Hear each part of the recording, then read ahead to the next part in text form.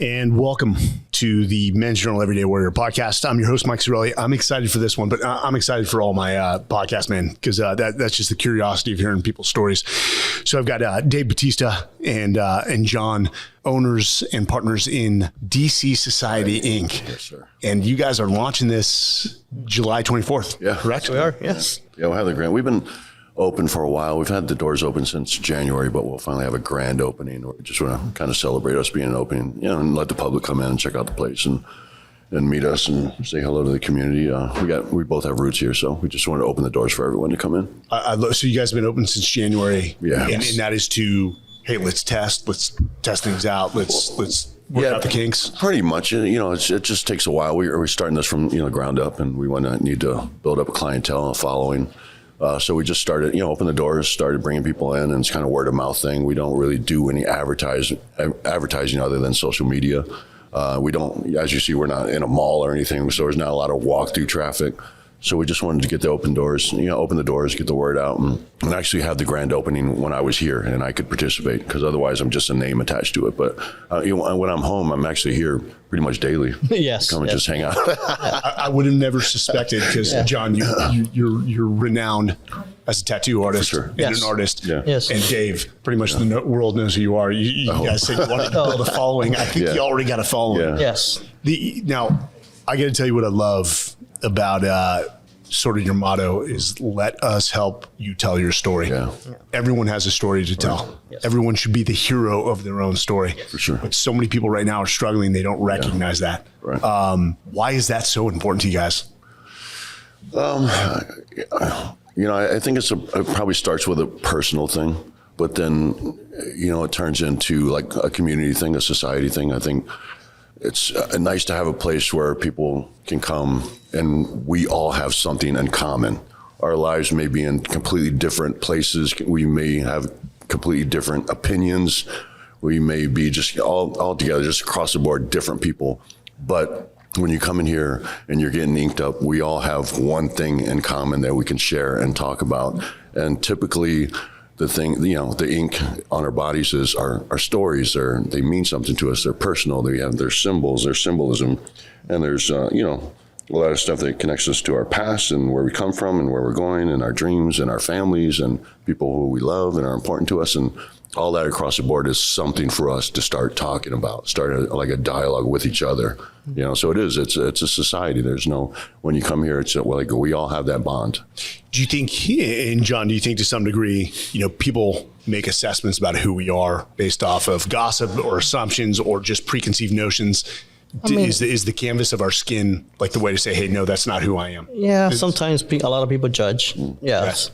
But that's what we are. That's what we are. Yeah. So Yeah, and I think people are much more accepting of it. I think it's much more accepted now. And I think I've even noticed it throughout my career, like in films, that people are just more accepting. It's just more commonplace. For ink? Yeah, for ink, definitely. It's not, doesn't have that bad connotation that it had at one time. Isn't that crazy, man? Yeah. Because I came from a Roman Catholic family. Yeah. And I'm coming back to work with John to do a sleeve as well as the right side of my rib cage as a memorial to the guys. But even within my family, I came home with one tattoo, and it was like the second coming of Christ, not in a good way.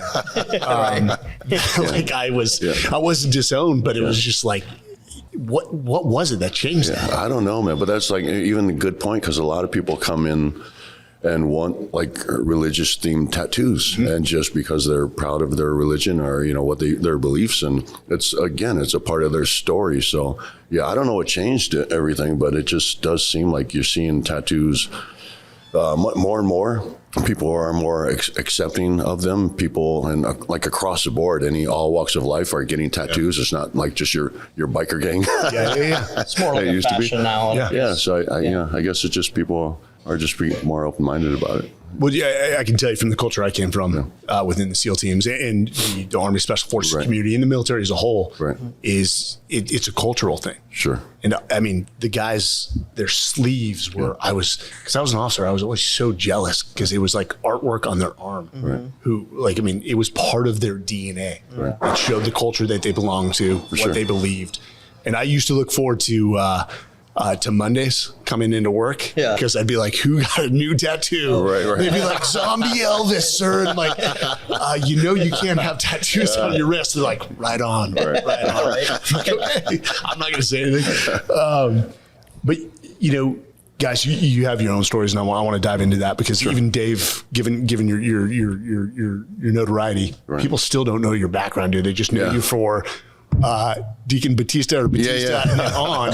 But you have experiences that shaped you and pushed you down that path. Oh, for sure. And you are still redefining yourself. I mean, you've now had multiple professions, man. Right. Why don't we start with John? Yeah. Because I talked with John for about an hour, man. Yeah. And your story of you even had preconceived notions because you were working construction. You're like, I can't do tattooing for a living. But you come from Miami, man. Yes. And your story is also the American story. Yes, man. I grew up in Miami. Moved from Puerto Rico here when I was 10, and I came to Miami. My parents moved here, and my dad was, he was an engineer and stuff like. My dad was an engineer and stuff like that. Next thing you know, just growing up in Miami, not a great neighborhood, but decent neighborhood. Well, let me back up.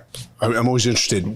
Why would your family leave Puerto Rico? Was it just lack of opportunity? My dad got a better opportunity, on a better job down in Florida. Yes. Yeah. So we moved in, and my mom decided after a big hurricane that happened in Puerto Rico, it was like, we need somewhere bigger than this. So, so she decided actually, with my mom's actual thing, she decided to come and move down here, which was great for me because, it opened a lot of doors for me as well. But were you English speaking at all? No, I didn't know any. No, English. So you got to bear with my language here sometimes, but I didn't know any English at all. So when going to school, it was hard, like learning different languages. So it got rough for me. Were there other kids that were Spanish, English speaking? That would... So they had to put me in a special class just to learn different languages. It was tough learning the language of English, not even knowing none. Yeah, I wouldn't wish that on yeah. But now it's good. I get to learn a lot of more languages, so it's good for me. Yeah. I don't speak any other language. I don't even speak English well. So, and so, but then you graduated high school and you started working construction. So I actually I was working construction while I was in high school. Actually, so I was actually not even construction. I was putting mobile homes together, like carrying blocks under the mobile homes, kind of put them together. It's construction, and then I was always into art. I always drew. I always had like artistic talent. My mom and always put me into art classes and always like that since I was small.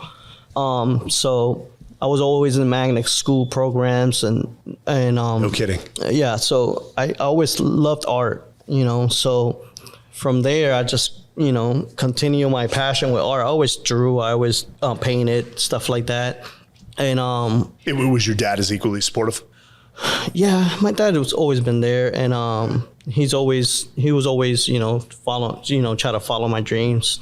My dad and my mom separated, so sorry to hear that. No, it happened a long time ago. So it got kind of rough when we became teenagers through that, but we learned. Did that impact your art at all? It actually made me more of an artist because then I hit through the art of my pains and the things that I were going through. So I kind of hit through that. So it made me like every time, like my art teachers like, why you draw so hard? Because that's, I always focus everything bad into drawing and then came something good out of it. You know what I mean? So it was your outlet. Huh? It was your outlet. Yeah, it was my outlet. You talk about the gym. Yeah.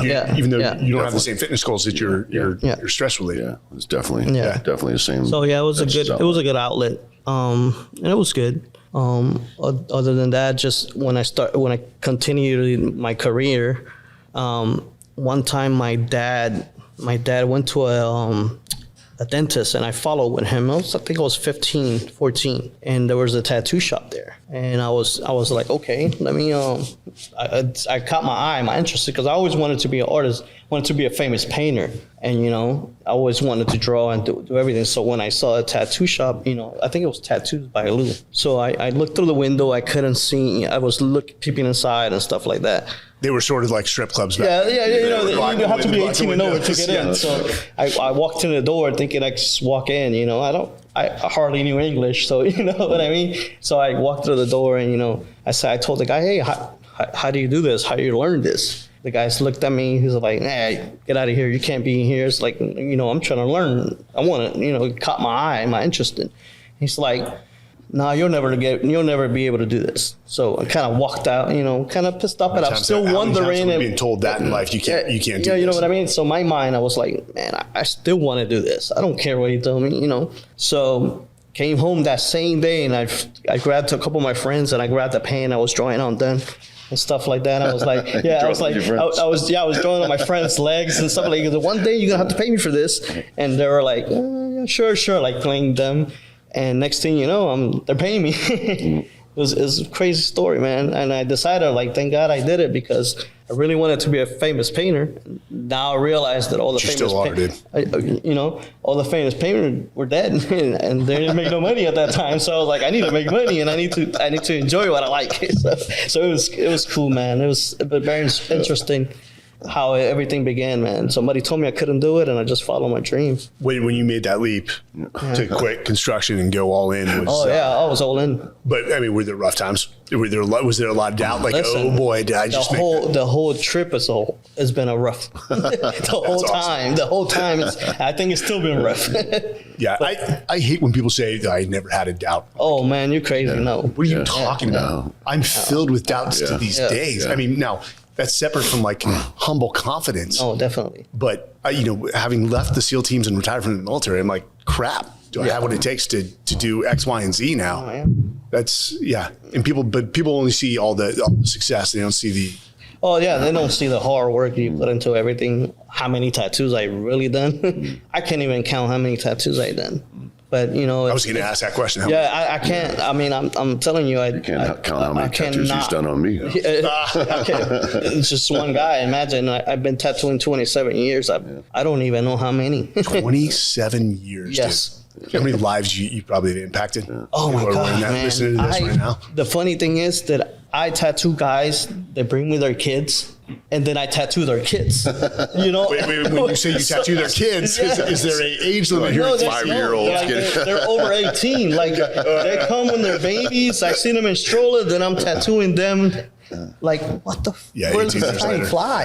I just want to make sure DC Society Inc. is not tattooing anyone. No. It's hitting over. It's hitting over. But no, what I'm saying is I see so many different errors in life just doing this business. Met so many great people. I mean, if I have to do it all over again, I'll do it all over again. Dude, as we're talking, and this just hit me, there was this officer in the SEAL teams who he was a peer, and we were at a dev group together, and we went through the assessment and selection to get into that place together. But this is the most, John Hopkins University, most clean cut looking guy. And I barely knew him. And he takes his shirt off, and his whole back is the Terminator. Oh, really? Where the skin is peeling off. You see the mechanical, the wheels. And I'm like, Jesus Christ, man, I would have never have guessed that. But it actually was the coolest thing. Like, it was thought out, but it covered his entire lower neck to his back waist. Right. It was pretty interesting. But so, Dave, as I did the research, man, I read a ton of articles and watched some interviews, man. Mm-hmm. And again, to the point I said earlier, a lot of people don't know your background, dude. Yeah. It's weird. It's weird to me because I don't understand why people, especially when coming out of wrestling before I got into films, people just had this preconceived notion of who I was. Like, I was just this arrogant prick who was from money, and I just never got that at all. But I think a lot of people are surprised to find out, how I grew up, and that I was raised by a single lesbian mom. And but I grew up dirt poor, man, and I didn't have a dime to my name till well into my 30s. And and that's because I went into pro wrestling. But I went in, decided I wanted to pursue professional wrestling when I was almost 30. Mm-hmm. And then it took me still years to I was world champion and still borrowing money. I was a world champion and I was living in a 2-bedroom apartment. Yeah, we were still broke. It's because I borrowed money to get there. And credit was horrible. I was a world champion for years, and my credit was still horrible because, and that was typically because I was making a good living, but I was so old school, and I'd come home to a stack of bills, and they were always late, so I could never get caught up on my bills. I refused. Well, you were gone all the time. I was gone all the time. Like once they strapped that belt around my waist, I was never home. Never home. And my marriage family life just fell apart. Did you ever question? Because one, you're world champ now, but yet you're still having money issues. Were you thinking like, hey, just stay the course, or like, hey, what am I doing? Well, at that point, I was really pursuing it out of love. Yeah. I became obsessed with professional wrestling, which is why I think I was able to climb the ladder so fast. It's not because I wasn't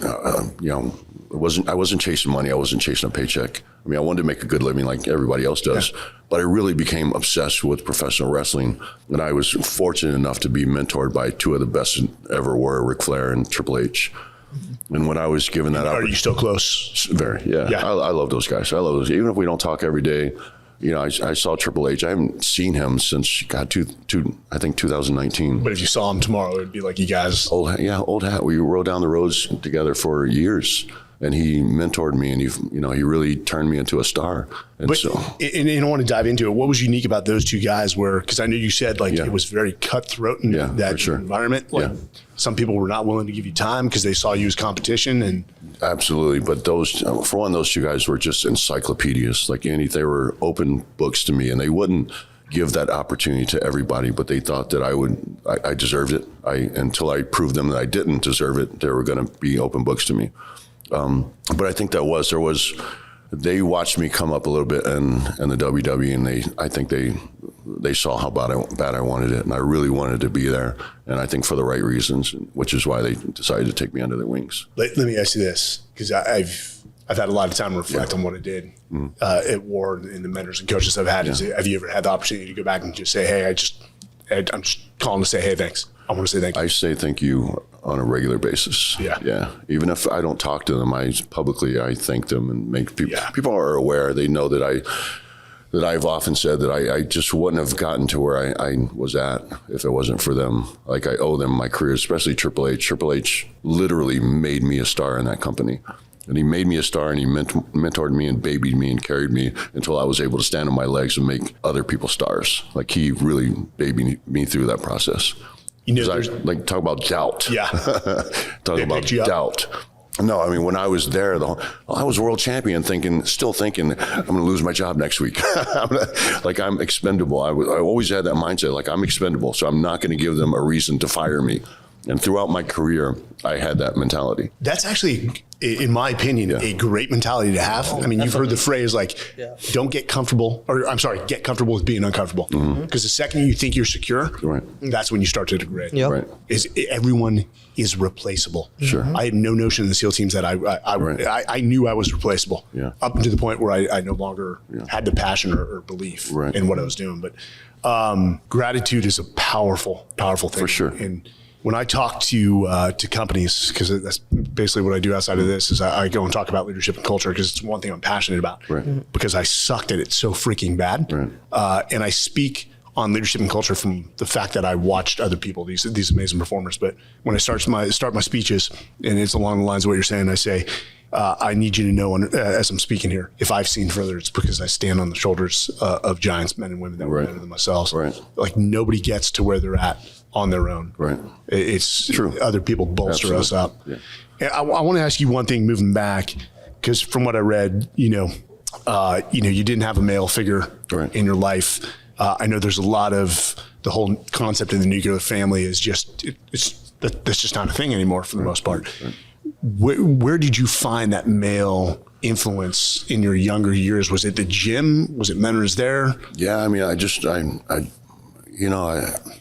I still don't think that I ever really had it. Yeah. My mom was, she was both, my mother, the nurturer, but also the disciplinarian. Yeah.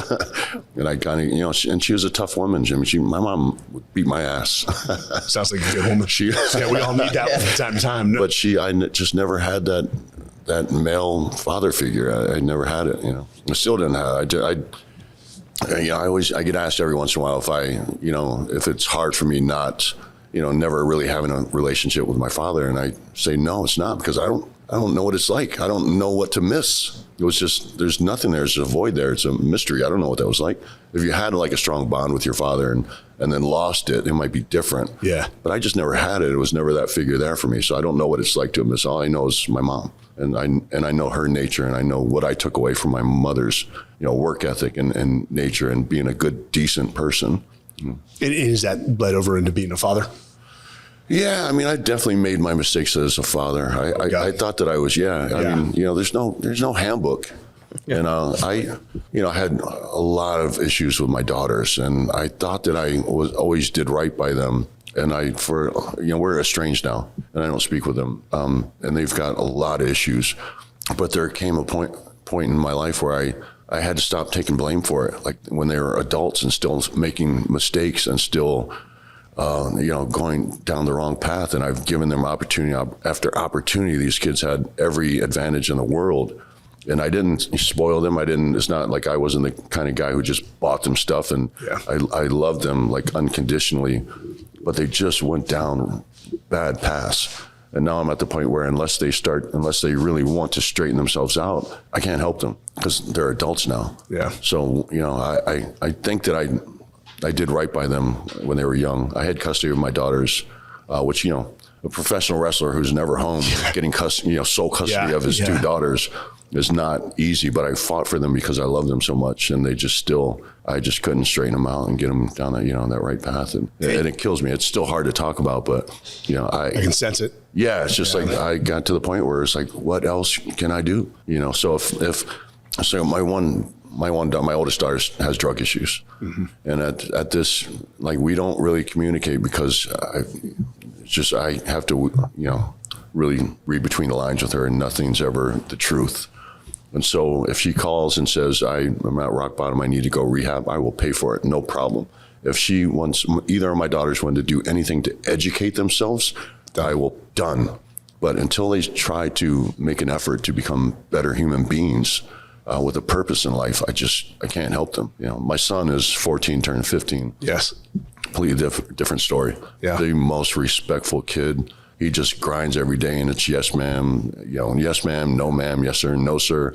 And just like the best good-hearted kid in the world. And I just, so him, I'm really investing right now. His mom moved him back to Tampa so we could be closer to each other. So good. He's here, he's local.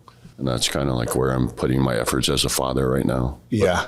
For someone who leads the everyday warrior, I don't talk about my kids much on the podcast, and for a reason. Yeah. There's a little bit of estrangement there. Sure. My daughter's 18, my son's 14, but God, I hope, I've made the effort. I hope they reach out, and I hope when they turn 18, they realize there were some things at play that prevented that. But I'll take ownership over that. Now, I've always heard the phrase, sometimes you gotta, time. Yeah. And you gotta let some people, I don't want to say hit rock bottom, but they've got to figure it out on their own before they realize, hey, I need my old man or my old mom's help, man. Yeah. And I've done that. My oldest daughter, like I said, with the drug issues, and it's a disease I can't relate to. I don't understand, but I understand that it's real. So like you said, if they call and say I've hit rock bottom, I need this or they need that, as long as it's not money, I will pay for rehab. If you need a place to live, I'm not going to let you go homeless. Yeah. But I've been there like multiple times. And when do you, that's what led me to just not really dealing with it. You call me if you need to go to rehab again, done. Anything to educate yourself, done. But it was a lot of things that led me to that place where I just can't interact with you and pretend like everything's okay, because everything's not okay. And you need to make at least some effort to make everything okay. Well, dude, I know it's not easy to talk about that, especially publicly. No, it sucks. I want to thank you, man. It sucks. Like, it really sucks. It just, and I know that some people they won't really understand that, and they will say, well, you need to be there for your kids no matter what. And that's just not always the case. And they're not kids anymore. Yeah. They're adults. They're grown-ass adults. There's a good friend of mine. Her name is Lisa Jaster, and she's actually one of my partners in my firm. She was the third woman to graduate Ranger School. Wow. And the age of 37 and a mama too. Talk about a badass dude. But when she canvassed on Facebook her friends, she said, hey, I have an opportunity to go to Ranger School. The amount of comments of like, hey, your job is to be a mom and a mom is at home. Or, you know, you're going to miss 6 months of your kids' lives when they need you most. People need to stop making judgments when it comes to families. Right. Families are all unique. Right. And just because you have a holier than life family does not mean you've done it right. Give it time. Your kids may end up being complete and utter jackasses. Yeah. So I try to refrain. And when people pass judgment on my family, like it's a non-starter. Just stop in your tracks.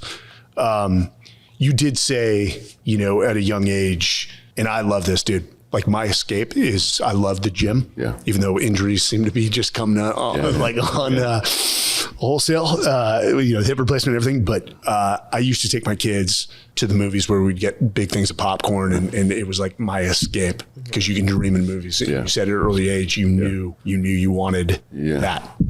Well, you know, when I was young, because we were poor and a lot of times, you know, like I didn't have anything. You know, I grew up in the streets of DC, and there was nothing to inspire me. There was, you know, and I was one of those kids. I was desensitized by, you know, age of 7, 8. I was seeing dead bodies in the street and still playing kickball with my friends. Our nation's freaking capital. Yeah. So where I grew up in Southeast DC is great now. It's right where National Park is now. It's did it get like gentrified? Oh, very. Yeah, but it was pretty awful. And that was one of the reasons my mom moved us out of DC to San Francisco is because there's some guy got killed in the alley where we lived. We lived right on an alley, and some guy got killed and the police were there and everything. So we're all out, I don't know, pretty late at night. Kids came out of their house because the police are going, you know, looking through this and everybody's out wondering what happened. But we're out in the streets playing. And my mom saw that and realized that like a dead body sitting there in the alley right next to our house is not affecting us at all. She was like, I got to get them out of here. How old were you when you moved to San Francisco? I think we moved back and forth a few times. I think at this point I was about 7 or 8 years old. Yeah, this is when we moved back the second time. My mom split from my dad when I was very young. And she went out to San Francisco and we were with my grandparents for a while. And we moved out and joined her. And then my mom and dad make this like half-assed horrible attempt at getting back together. At least they made the attempt. We moved back to DC and they were together for like, I don't know, a month or two. And then we were stuck there in Maryland and my dad left us in this apartment, you know, my mom couldn't afford. So we moved into DC. And we lived in all three of us, me, my mom and my sister lived in a basement of this house in DC and we shared a bed and we shared a bathroom. And, goddamn, dude. Yeah. Yeah, because I'm from the Bay Area. Yeah.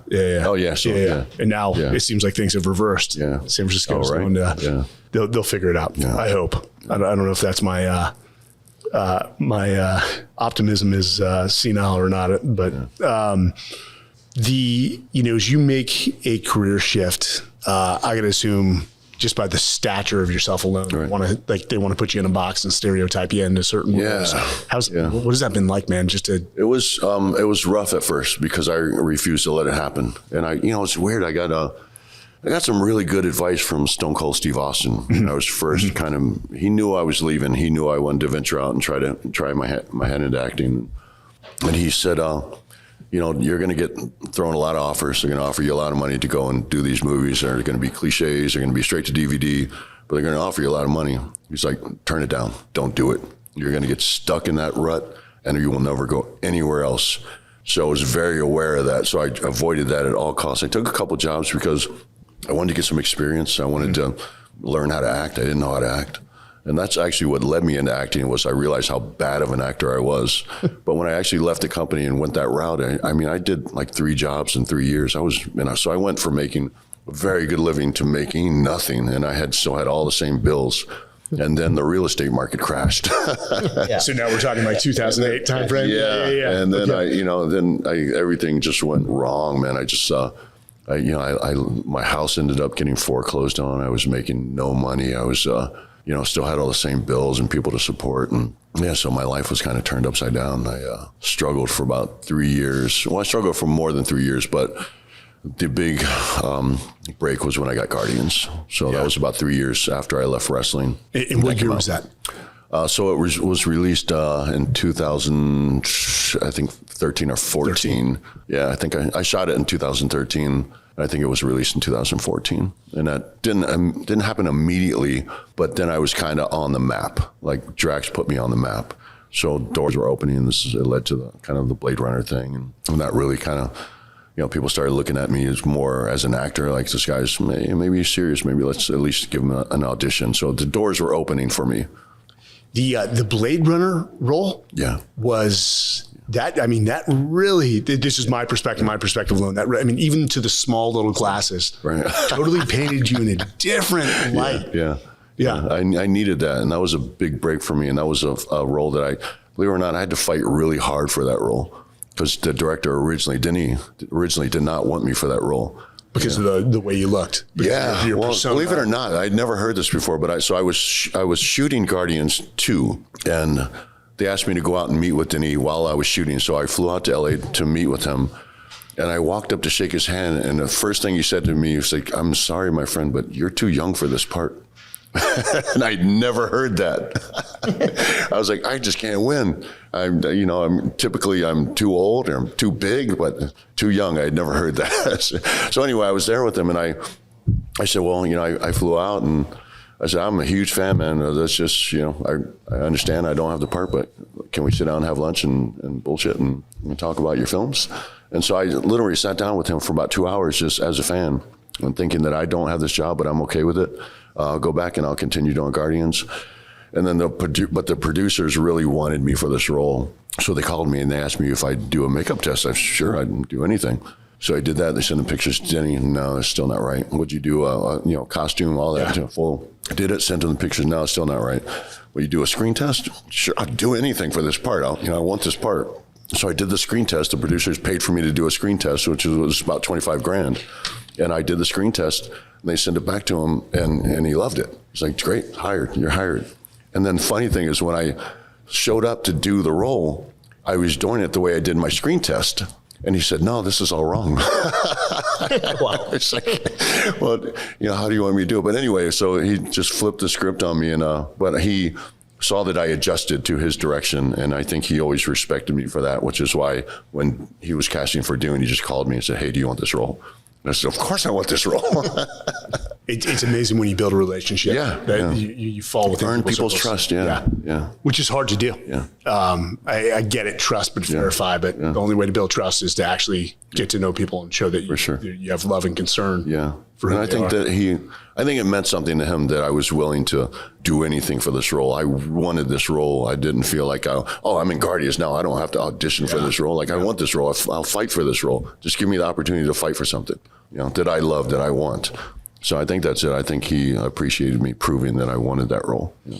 Well, guys, I want to take a mid-roll break, and we exit in a certain way when we do mid-roll, because I want to come back and I want to talk about the impact of what you're doing. Not only putting art on people that help tells their story that they have for life. Yes. I know it's no longer permanent because you can't get it removed, but in the same, I don't think, maybe you do realize, the one is the impact you guys have for the movies is you allow people to dream, but even more so being in, I went to combat deployments. I had 10 of them. You know what our escape was? What? Movies. Oh, really?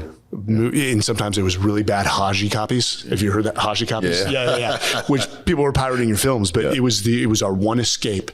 Sitting in a crappy tent with shady AC, sometimes in horrible environments, but you would escape for 2-3 hours watching a really bad version of the films that you guys put out, usually with somebody in a trench coat. They'd have to turn it down while the movie's still going on the camera and then bring it back up. It was bad, man. Oh, wow. But we ask 2 questions, and I'm going to ask each of you for your answer here. Biggest regret of your life. And yes, I have no regrets is not an answer. We all have regrets, and I understand it's paved where we're at today, but I think picking one is the hard. Yes, that's one of the most honest answers we've probably had so far, I think. How about that, Will? Yeah. But, he just defaulted. He just did the Heisman. I'm trying to narrow him down. Biggest regret. Everything in my life has been an experience, so I don't know how would I put a biggest regret. Yeah. No. I know I read but you said you sometimes wonder if you'd graduated high school, if that would have put a... Yeah, I wonder now because I didn't graduate high school. Pretty open about it. I regret not having an education because I don't think I'm a dummy by any means. No. And I just feel like that's something that I left incomplete. Like I didn't finish that. I like to finish things.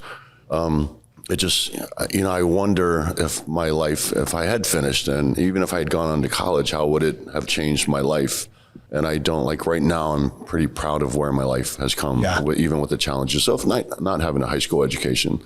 And at this point, I don't know if I'd want to alter my life. So it's like, I do have regrets, but it's hard thinking that I would have liked my life to have gone differently. There's one person that was pretty sappy, but I did hurt a woman, because I lied to her and I cheated on her. Yeah. And it breaks my heart because she was so good to me.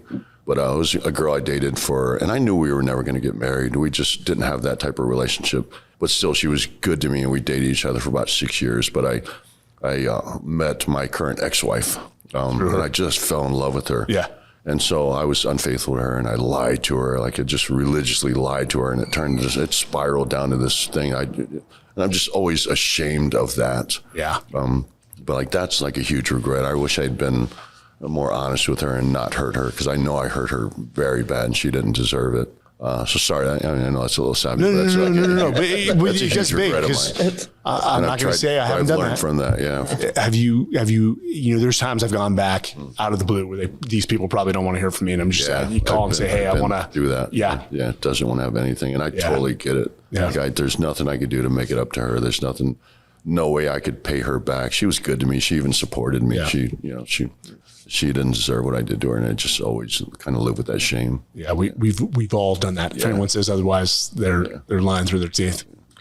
Well, I think my biggest regret is continuing my my art career, college, just to follow up. Because maybe to me, when I get older and I'm about to retire, I really wanted to do an art class for young kids. So maybe that's pretty much my only regret, that I should But then maybe I'll go back and to do it just to finish that career, and hopefully become one of the teachers for the art students, young kids. I just want to teach art when I retire. John, yes. I don't think the lack of having a piece of paper is if you find the right college, they will absolutely bring you in. In fact, master class in a lot of ways could have you do a master class on art and ink. This thing with education is insane. Yeah. I mean, I didn't graduate in my high school class. I had to go back and redo some things, but I wouldn't have gotten my college degree if the Marine Corps hadn't said, hey, we're going to send you back to become an officer. And it's amazing because I think I graduated high school with a 2.9, and most of that was from playing sports. Nice. And after 3 years in the Marine Corps, they sent me back to college, and I assure you I did not get smarter during my 3 years in the Marine Corps. I learned discipline, commitment, honor, grit, and I graduated college with a 3 point. I think it was a 6.7. I round up usually and say 3.7. Don't let the truth get in the way of a good story. But if I have to look at my kids, if they said I don't want to go to college, I'd actually probably smirk. If my son said, hey, I want to go to weld, I'm like, I will pay for your welding school and I will teach you how to run a business, because I think education has lost its value, and God knows some of the people teaching college right now are not equipped to train leaders for tomorrow. They may be able to teach a profession, but they're not creating good, kind, respectful, empathetic human beings, man. Sure. Next question is hardest decision you've ever had to make. Business, life, kids. I mean, you said it with your family, is making that decision. Oh man. Yeah, that sucked. But it's, it wasn't a decision that I had to make on the spot. It was a decision that came slowly over time. And it was really because I lost every option. I ran out of options and didn't really know what else to do, because there was nothing else.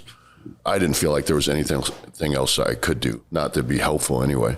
And that's just in regards to my daughters. Yeah. But I don't know. I think all my decisions in life that have led me to anywhere have been hard, because so when you make a decision that's hard, it's typically you getting out of your comfort zone.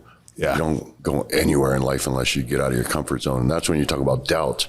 Like every time I've made those decisions, I have tons of doubt. We just opened up an office in LA, and it's terrifying to me because it's such a leap. It's a leap of faith in myself, and it's costing me a lot of money. So I am supporting this business through what I'm making now in acting, and I'm trusting and believing that it will pay off because I love this business, but my days in front of the camera are only going to last for so long. But I want to continue in this business because I love it, and I have a passion for storytelling. What do you think there's a timeline on your acting career? Or is that personal? I think it's personal, and also like, I think, I think it's personal. I don't want to spend my life in front of the camera. I do want to prove my worth as an actor because I love it. Yeah. And it's very important for me to be respected by my peers. And which is always why I wanted to prove that I could be an actor and not just step away from wrestling and be an action movie star or anything. I never wanted to be labeled like a movie star. I don't want to be that guy. I wasn't chasing a check. I just wanted to prove that I could stand on stage with the best actors in the world and hold my own and feel like they wanted me there, feel like I deserved to be there. Like I want respect from my peers. Same within wrestling. A lot of times I get bashed for the fans for not doing this or that or flips off the top rope but I know, like, The Undertaker respected me, Triple H respected me, Flair respected me, Eddie Guerrero respected me. That meant more to me than anything. That means more to me than being in the Hall of Fame. That means more to me than accolades, from the fans. The fans cheering for me. It was always, I want respect from my peers. And so it's the same in Hollywood. But now as, being a producer, like, I want to tell stories. Like, I love telling stories, man. And so that's always been my passion. That's always been my drive. So my drive from acting, telling stories as an actor has transitioned into telling stories as a producer and hopefully as a director. And is that the future? It's not in front of the camera, behind the camera? That's my future. Yeah. You guys are, so the theme, and we'll get into it more after the break, this whole telling of stories. Yeah. It's storytelling. Let me ask you this real quick. Was it hard to leave wrestling? Oh, it killed me. I didn't want to leave. You were leaving a sure paycheck too. Pretty good paycheck. When I also loved it. I was obsessed with it. I just wanted opportunities outside of the company that I wasn't getting within the company. And I was told, no, I was not going to get those opportunities. I said, well, if I'm not going to get them because it's not right that other performers are getting those opportunities, then I'm going to leave. And they said, no, you're not. And I said, watch me. And I left, and I didn't come back until I had achieved something. I went back, and then I felt like I was lied to. I wasn't given the run that they said they were going to give me. So I left for a little while more, and I went back when I was guaranteed that I was going to get to go out the way I wanted to. So I always tell people, because typically the word retirement doesn't mean anything in professional wrestling. Yeah. So everybody's asking me when I'm going to come back, and I say there's not a chance in hell, because I got to go out the way I wanted to, and that doesn't happen in professional wrestling, but it happened for me. And excuse my language, but I'm not going to shit on it. I'm not going to, I'm not. Stepping stone, man. I'm not going to. So I'm just not going to. I am so proud of the way my career ended, and I got to call the shots, and I got to go out on my own terms, and there's no way I'm going to tarnish that. I'm not going back. I'm retired. Also from a physical standpoint, were you happy you got out when you got out? Because I see some of those guys, it's just like. Yeah. I feel very fortunate. I don't wake up in pain. I am aches and pains here and there, but I'm not walking around in pain. I'm not living on painkillers. I don't, I don't need a hip replacement. Not yet. I know that's got to be awful. I know that's got to be horrible. Hey, well, let me say this. Well, how bad did you beat the yourself recovery? Up? Oh, dude, I was taking Toradol and cortisone shots. Like, it was good. Like, there was a point where somebody's like, hey, dude, I can't keep giving you these Toradol shots. But to stay in the game, because I loved it so much. Right. I don't want to say I loved war. Right. I want to be very careful there. Yeah. I loved the guys, and the guys were going one way or the other. But post hip replacement, the recovery sucked. This thing is great. Right. Guess what? Now I realize my right hip's all messed up. But John, I want to get to you, man. I mean, like, I'm very fortunate in that way. Yeah. Well, you look great, but what I'm saying, when you see some of these guys, it's just like, I don't want to say I don't feel sorry for anything. They lived a life that anyone would be envious, but it looks like they're in pain. Yeah, they pay all for the time. It. But also, I didn't abuse myself when I was wrestling. I didn't burn my candle at both ends. Yeah. I took care of myself. And this goes back to Triple H and Ric Flair, because we were all alike in this way. Every day we wanted to get up, we wanted to go work out, we wanted to eat as best we could. After the show, we wanted to go back to the hotel and get some sleep. Yeah. Ric Flair is one handsome man. Yeah. John, man, the hardest decision you had to make Man, honestly, it's been recently. with this? When my hardest decision before this, I used to be partners with my brother. So I was partners with my brother for a long time in the other business, which is a tattoo shop as well. You know, so me transitioning to here to partner up with Dave and just leaving him with everything by himself, it was hard. You know, that's probably the biggest, hardest decision I ever made. You know, because it was family. But, you know, I treat Dave like my brother right now. So, believe it or not, and I'm still, me and my brother are really close as well. So nothing changed. It's just the atmosphere of separating from his company or our company to just a different one. And I'm sure he went through phases of that decision. Is he happy? Yes, he did. He's happy for you now? No, yeah. We're still real close. We'll still talk, you know. And then again, we were partners, and I gave him everything, so he's even happier. That's happy. So you know, it's not like the other day. It's not like I kept, you know. You actually, So he went from making 50% to making 100%. Yeah. You know what I mean? So he's super happy. Well, hey, fellas, we're going to take a short break, and we will be right back. And we are back with Dave and John. Before we dive in, I want to talk about DC Society Inc. and you know, this passion project and where you guys are taking it. But first, we're going to dive into a subject that I hold dear because often these type of creatures are better judges of character than most human beings, and those are dogs. Yeah. So, Dave, I know you are a dog lover, and quite frankly, in my last job, dogs quite literally saved our lives. First off, how's Penny doing? She's great, man. She's great, man. She's a year old now. She's so undamaged. I mean, you know, and that's what I love about dogs. They're just so pure. And she's so undamaged. Like, she still just loves anybody who will give her attention. She loves other animals, and she was, you know, horribly abused. The chain was grafted to her neck. It was embedded in her skin. They had to surgically remove it and stitch her up because it had been on her like so long, and she had been mistreated. And nobody really knows how she got loose and how she got in. They found her in a graveyard.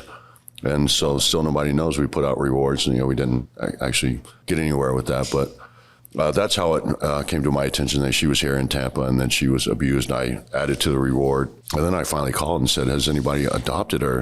And they said, no. I said, well, can I have her? They said, yes, please come get her. And so she's been with me ever since. I'm going to start crying now. We've had almost every guest has cried on the show. You know, I have 3 dogs. They're all rescues. They're all pits, and they are just my joy in life, man. Yeah, I saw a picture of Penny. Her eyes are priceless. John, do you have any? Yeah, I got two dogs. Actually, one of my dogs just had puppies. Oh, no kidding. Yes, 9 of them. So are you looking to find good homes for them? Yeah, I got a few people that are already asking me. So yeah, I got a few. What breed? They're English bulldogs. Oh, well, they're actually beautiful. English bulldog fluffies. Okay. So yes, I got 9 of them. Big house now. Yeah, so I've got a Dutch Shepherd. If you guys have ever seen that, it looks like a Belgian Malinois, but slightly different. And that dog is it was a recovery, not a recovery. It was a therapy dog for me, and that dog was probably, you know, my sister bought it for me at a time in my life where it was darkest, when I had exited the military and trying to figure out what a future looks like. They are amazing, man. The thing that amazes me about dogs is it's so simple. You know, all they want is a little food. And you know, just to be pet and adored, and they will love you. Their loyalty for life is unconditional love and loyalty. Like, that's what I mean. They're just so pure. They're just so pure.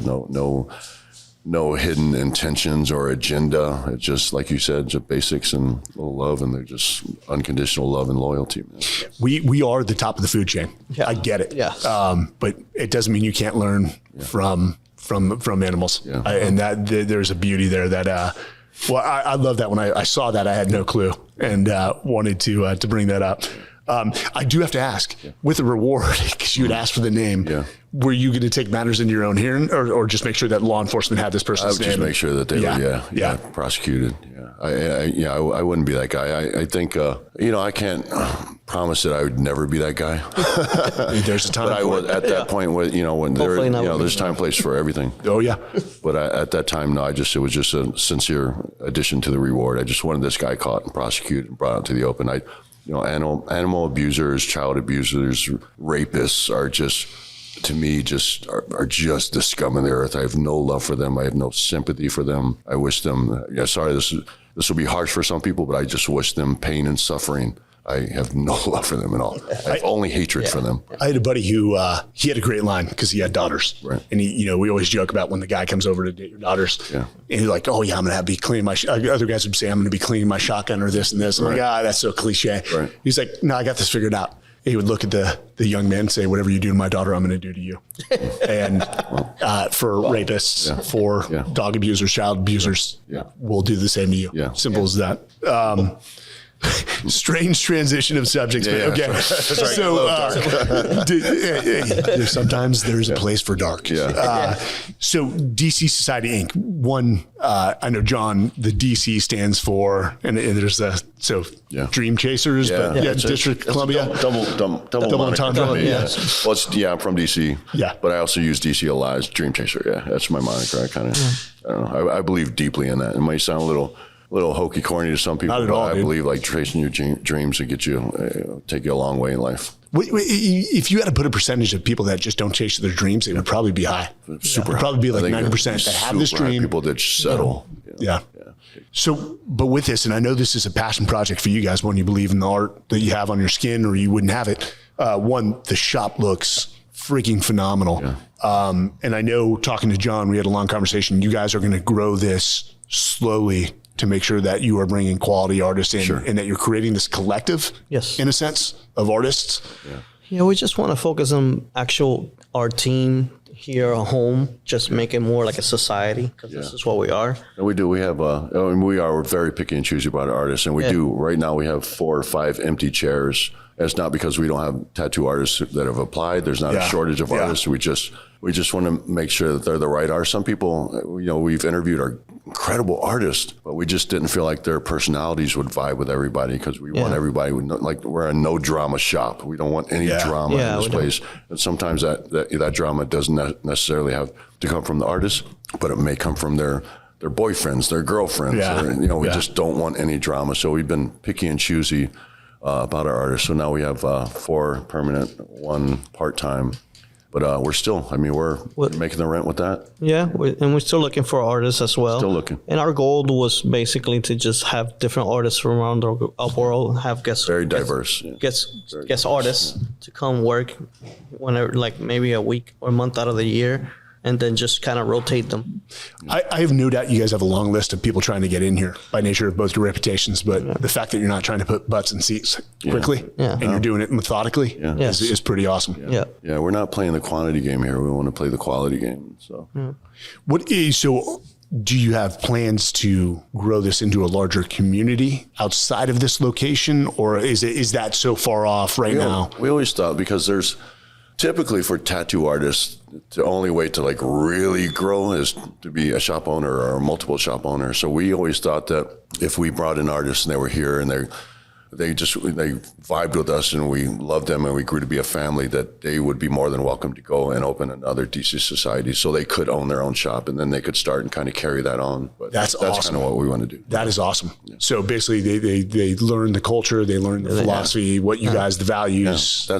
That's what we want. We just want to keep it that. What our dreams are, what our hopes are for the shop, and want people to and obviously same mentality. Grow with the artists, and then let them grow by themselves as well. Just keep moving forward.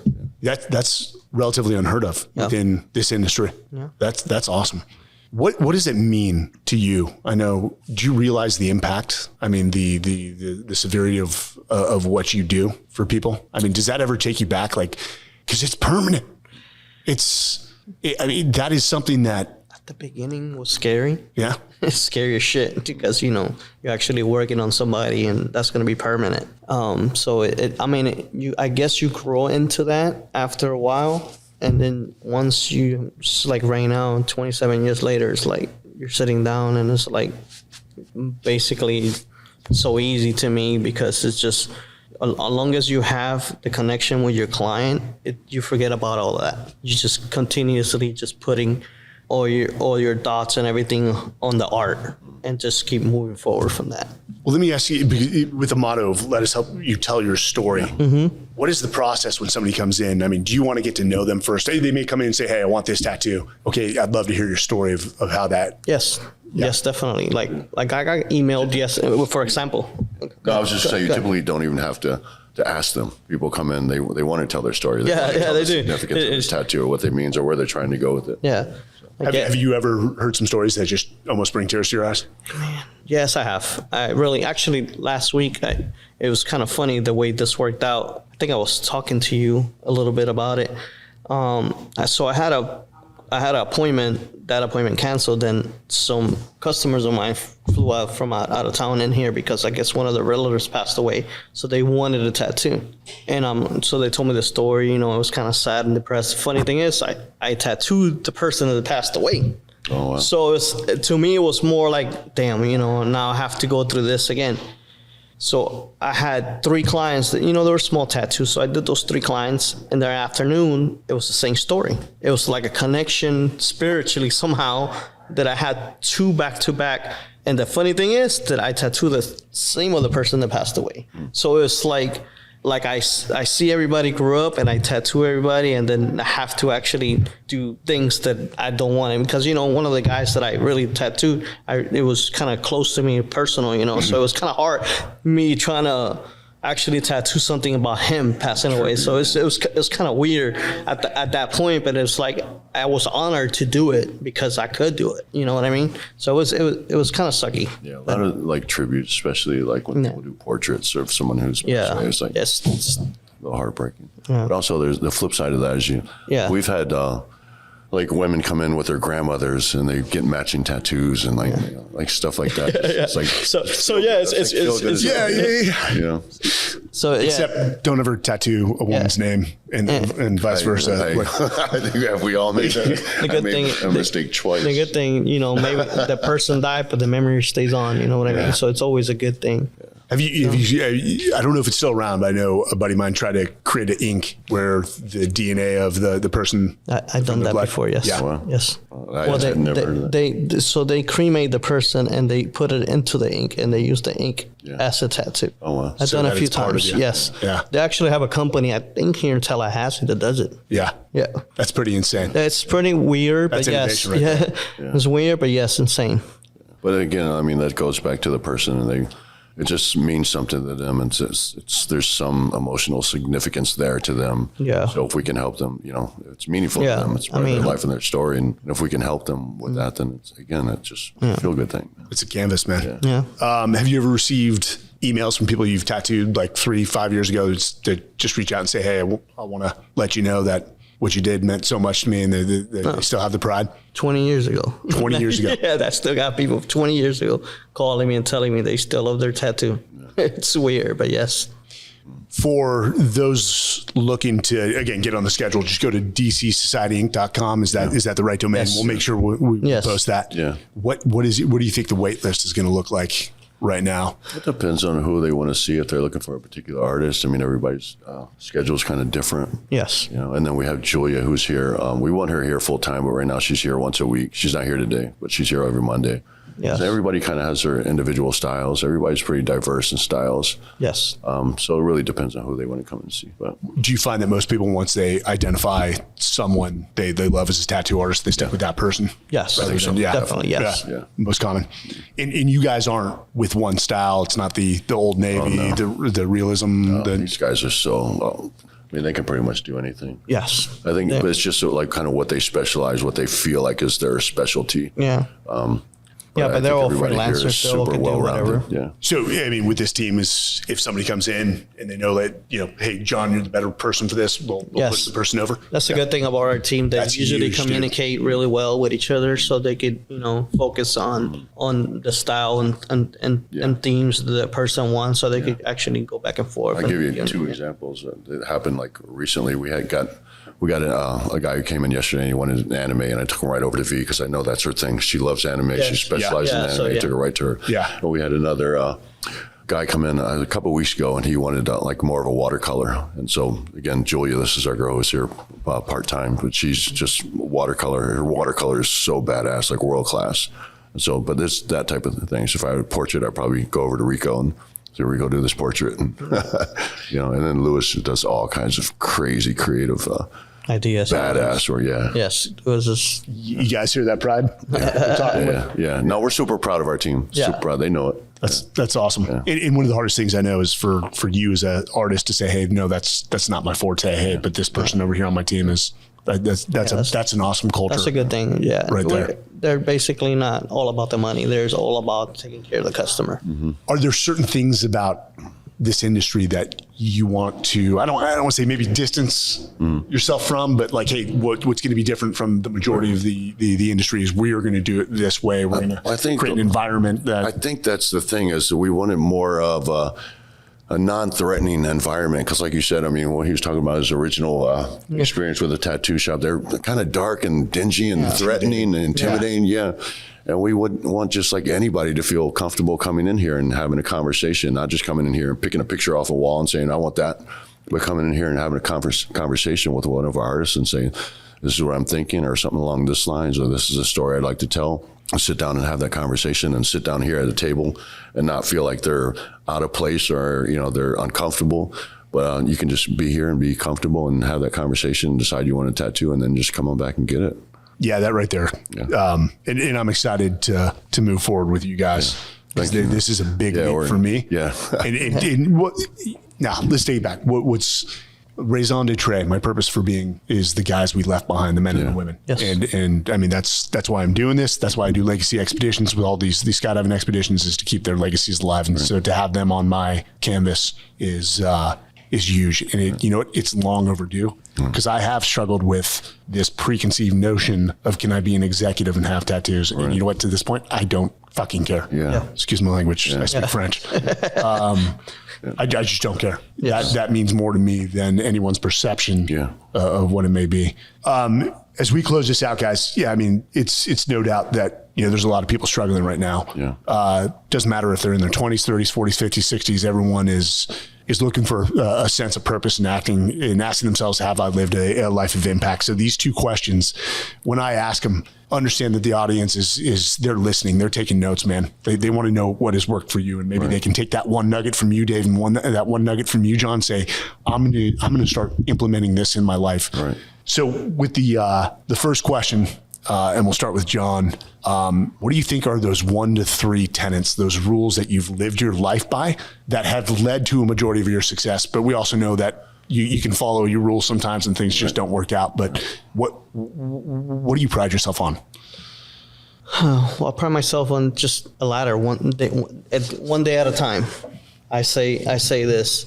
I wake up and see a different day every day, and hoping for that day to be the best day that I could have, and just basically come up a ladder, and that ladder, just climb it as high as I can. As soon as I climb it as high as I can, I just look back and have no regrets of what I've done. And with one day at a time, is that also, hey, whatever has gotten me here is not going to get me to tomorrow? So you redefine yourself in a way, you humble yourself. I've always been humble, and I always seen and I treated everybody the same way. So respect. Respect is the biggest key in the world. I think that takes you more than anything in life in general. Anything else? I mean, those are powerful, man.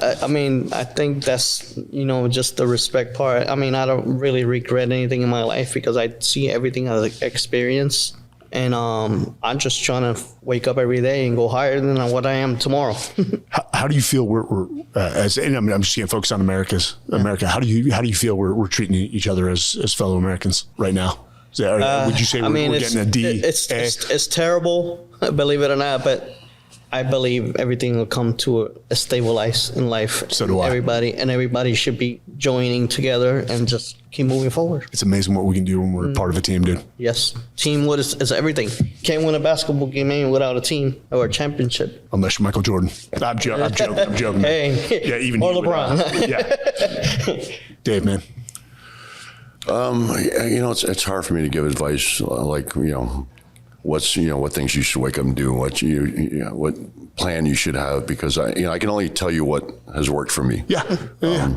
And what worked for me is I followed my heart typically with everything that I've done. I've been passionate about something and I've just pursued it with everything, like almost an obsession. And one obsession has led to another obsession. And I will pursue it like a dog on a bone. There's no quitting me. I just follow my heart. And I think that a lot of times people make the mistake of just giving up too quick. Like if they find something they're passionate about, they want it so bad, they want it overnight, they want that get rich quick scheme, which is everywhere. Take this pill, lose 30 pounds. Yeah, and it's just not. That's not reality. I mean, not for me. But I knew that, and I wasn't. I just had a plan, an overall plan, and not much of a plan. But just I had a vision of what I wanted with everything that I've ever done, and I think that most of the time I just have pursued things because I never think I'm going to pursue this because I'm going to make a lot of money doing this. I'm going to pursue this because I fucking love it, man. I really love this, and this is what I want to do with my life. This is the direction I want to go in. And it just, all the money and stuff. And I learned the hard way when I left wrestling that money is not the answer to everything. Yeah. Money is nothing but security. Amen. It's security, and that's all it is. Money is not going to buy you happiness. Money is not the answer. But as a byproduct of me chasing the stuff that I loved, I've been able to be financially successful because of it. But that wasn't my goal. And I always tell this to people. Originally, when I first decided to pursue professional wrestling, I did it because I was broke and I needed to make a living. But as I went along with it, I was still broke, but I became obsessed with it. I just fell in love with it. So I pursued it for that reason. Again, I did well, but I left while I was on top, and I left and I was broke again. Yeah. And this is when I realized that money wasn't the answer, because I made a lot of money with wrestling and I lost it all. And when I had a second chance, I know now that money is only security. So I live my life differently. And all I want to do now is take care of the people I love. I didn't think about this earlier, but now I'm thinking about it because it just came back to me. One of my biggest regrets in life is when I made a ton of money in wrestling, I bought stupid shit. I bought Lamborghinis and all kinds of fancy cars and fancy watches, and I never bought my mother a house. I read this. Yeah. And it killed me. But in retrospect, I look back and I always regretted that. And I don't know why I didn't, but I didn't. And I said, if I ever have the opportunity again to do that. So when I did, I started making money in films. First thing I did was start looking for a house for my mom. And now she has a house in, San Francisco. Yeah. But my mom wanted to live in a certain area. She wanted an old Victorian. My mom's at old San Francisco. She's very resentful of all the tech money, and they've taken all these Victorians and they've gutted them and they've turned them into something else. Yeah. But she wanted an old Victorian. So I finally got her that. And it's about the proudest thing that I can say is that I bought my mom a house. But that's it. That's security. That's what security is. Security means that my son won't have to go through the hardships that I went through. Yeah. That we will always have a roof over our head. We will always have food on our tables, which I didn't when I was younger. So that's it. It's providing for the people you love. And that's at the end of the day, I hope that I've inspired a few people when I leave this world. But I just want to leave this world knowing that my family is taken care of and my dogs are taken care of. So and I recently came across this story about Alexander the Great. Mm-hmm. And I think it reinforces your point about money. Right. And basically he said, bury me with my hands outside the ground to show the world that I came into this world with nothing, right, and that I left with nothing. Yeah. And that's why I usually say, impact is the greatest currency in life, not money. But we all want to leave our families in a position to change the status even more. Let me ask, you made one point, and I'm interested because everything is a dichotomy, because obsession can lead to a lack of balance. Was there ever a point where you're like, okay, I went too far? For sure. Yeah. Yeah. I mean, with wrestling, I lost my family. I lost my family. I always thought I was there and I was trying to be a good provider, but I have to take some responsibility of being so obsessed with that that I neglected a part of my family. Yeah. And so my marriage fell apart because of it. My children were off making horrible decisions. I wasn't home. I wasn't able to be home. And I have to take some responsibility for that. But at the same time, it's hard for me to look back and this was my one shot in life. Mm-hmm. This was it.